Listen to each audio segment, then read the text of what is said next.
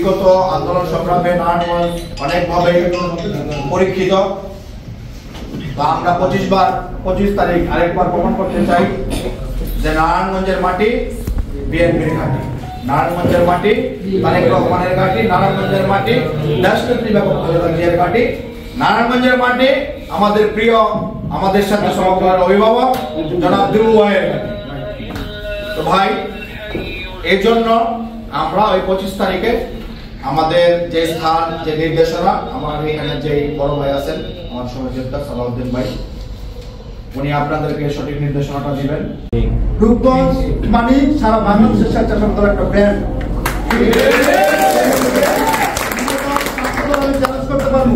আমি আমার রাজনৈতিক অভিজ্ঞতা থেকে বলছি, আমি ছাত্র রাজনীতি থেকে একদম ওয়ার্ড থেকে উঠে আসছি।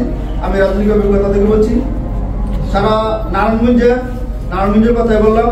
রূপগঞ্জ থানা স্বেচ্ছাসেবকদের সাথে চ্যালেঞ্জ করা কোনো অঙ্গ সংগঠন, কোনো থানা আপনারা আগামী 25 তারিখের সমাবেশ